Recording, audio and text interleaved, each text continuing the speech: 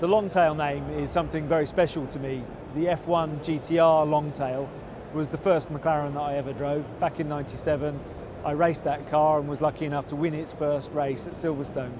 Back then, we took what was already a really competitive package, a Le Mans winning F1 GTR package, and to keep up and actually overtake the competition, we had to revise fairly heavily throughout the entire car. So it changed its shape, it developed a long tail, but really that was just a reflection of the aerodynamic advances that we had to make to gain downforce and cooling.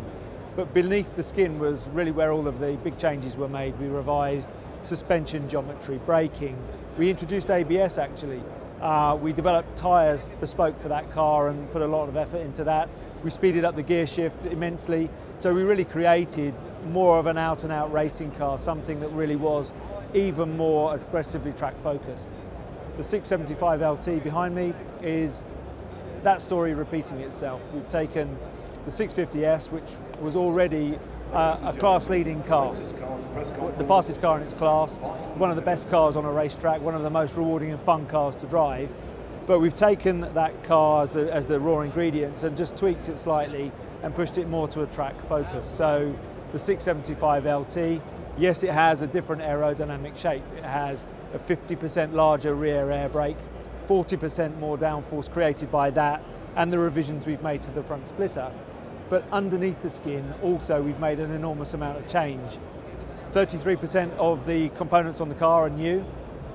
We've shaved 100 kilos off the dry weight. It's 1,230 kilos now. We've changed 50% of the engine components. So in order to arrive at the 675 PS figure that gives the car its name, we've changed that many engine components. So it really isn't just a software retune of a 650S, far from it. When you drive the car, you just press the start button and immediately you know you're in something different. The vibration, the feel of the powertrain as it comes through the structure of the car makes you feel at one with the car. You're hearing a different sound inside the cabin. We have a super lightweight exhaust system that gives a really more aggressive sound as well. So before you've even moved, it's a really different experience. But then when you pull away, faster steering ratio, stiffer suspension. We've developed more aggressively the tyre, the Pirelli P0 Trofeo tyre, developed it more specifically for the track, and the suspension setup we've developed for this car. So even at 30 miles an hour, you feel you're in something that's connecting you more to the road. You feel the slightest input of the steering, the car responds to it, so the car feels alive. Of course, you're going to want to drive it faster. The ideal journey is to go from your home to the racetrack. When you get there, you drive onto the circuit, and those revisions, just as they did back in the 90s with the F1 GTR Longtail, allow the driver to push harder. So rather than reaching an early limit to the car's grip or braking abilities or traction, now you're far more likely to reach your own limits before you reach the cars. There is higher grip, much more power, better braking, a more direct balance of the car.